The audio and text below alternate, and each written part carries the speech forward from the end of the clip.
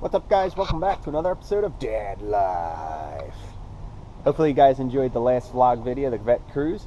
And now, as I mentioned in the last video, it is time to remove the window tint.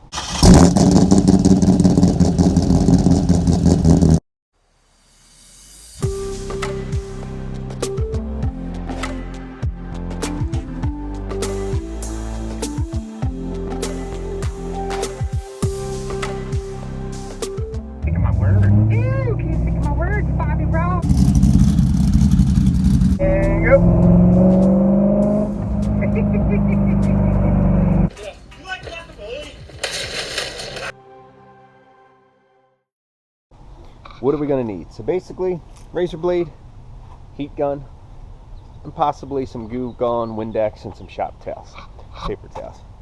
Let's get to it. First off, obviously you need extension cord to power your heat gun. And what I recommend is, first off, you could see how bad the window tint has bubbled over the years. And it is going to be a pain because you see it is on the rear defroster, of course. However, let's take a look at the sides. The sides do have some scrapes that technically, if they're on the outside, may be able to be polished out. But whoever did the tint, it's not a horrible job. I mean, it could be closer, but it's still holding up pretty darn good on the sides.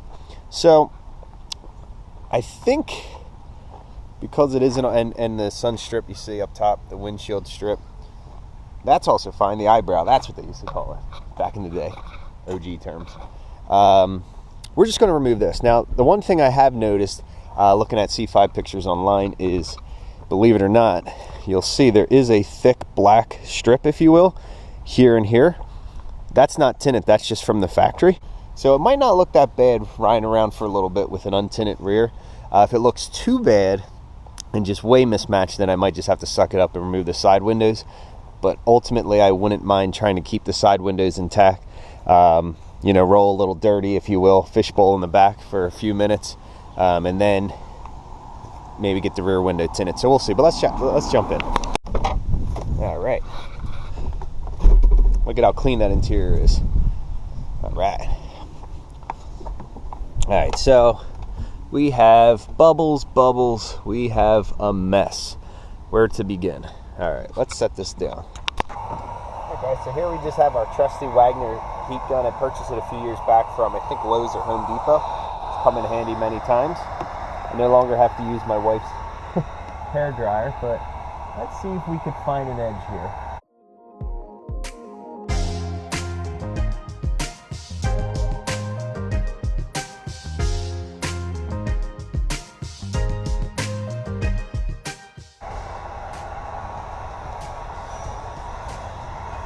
Gonna take forever, possibly. Let's see. Alright, looks like we got an edge. Okay, we are in business. Alright, so now we're just gonna take our time and hope for the best here. Evenly apply the heat, and let's see how good or bad this turns out.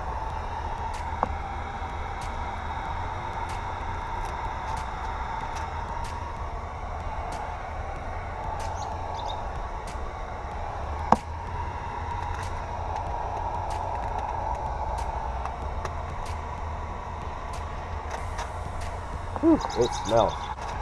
As you can see, it's going to come off in strips, of course. Let's try a little more heat. Well, it is what it is. Ultimately, I wish it would just come off with the glue, but at the same time, it's still going to clean up way better. So, you just got to put the time in. You put the time in, and then what happens is you're going to save money when you go to get the back re-tinted, because they're not going to have to do all the labor at the shop you're going to go to. You're going to do it for the removal anyway, if you will.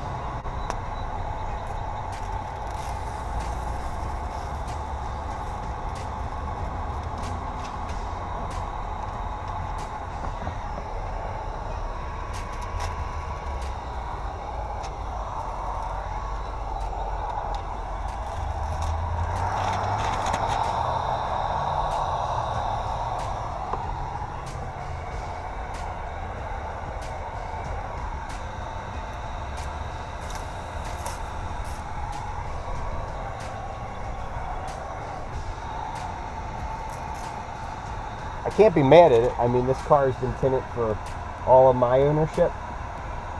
So 2012, so 9 years plus, you know, whenever the previous owner or owner before him had it tinted. So I mean, I'm sure a professional has a better way to keep maybe more heat. Maybe there's a trick where you can keep the glue residue on the tint, but realistically we're just gonna have to deal with what we got here.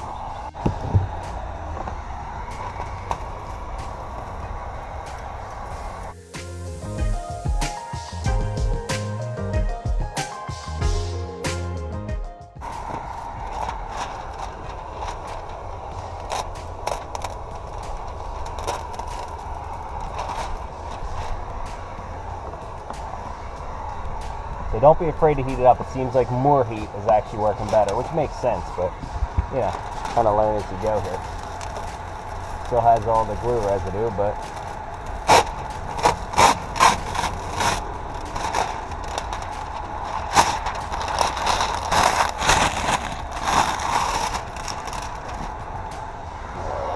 that's going to be a problem because I'm short.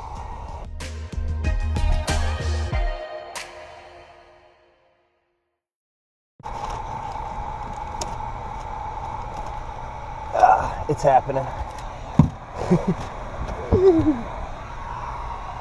Oh yeah, much better. I have short arms. This was not easy on my back. Should have just did this from the beginning. All right, guys. So I think we have most of the tint off. Some burns. Little carpet oopsie.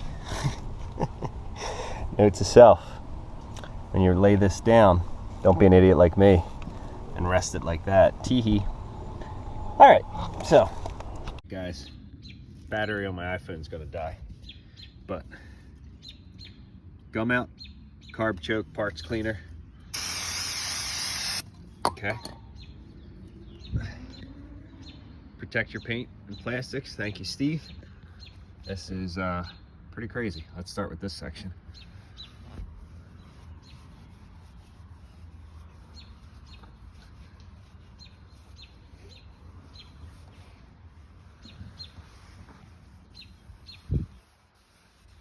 Obviously, you still want to clean it and then go over it with Windex, but look at that.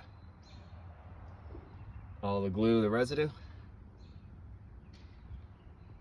Top part, carbon choke cleaner. No way. I'll report back. Yeah, dude, you can see it here, and that's the spot I gave like a couple minute pass to. All right, guys, and here's an update. I just Windexed the inside and the outside. Now, because my driveway's parked on a hill, I got to get back inside the hatch, if you will. It's just easier to sit in the hatch and clean it that way. But carb cleaner, a shop rag, a drop cloth, get some time, and not too bad.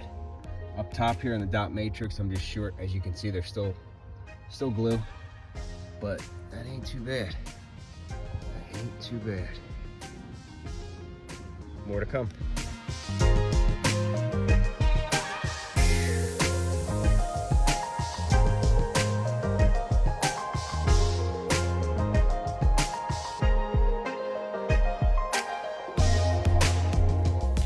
All right, guys, that's gonna wrap this video. So as always, hope you learned something from removing some window tint. Again, to get off that glue, you can use some carb and choke cleaner, and of course, wipe it down with soapy water after, and then some Windex on a shop rag and paper towels. So if you guys have not yet, please hit the thumbs up button, because that helps the videos find the people that are looking for videos such as this, as Corvette content. As always, subscribe if you have not yet subscribed.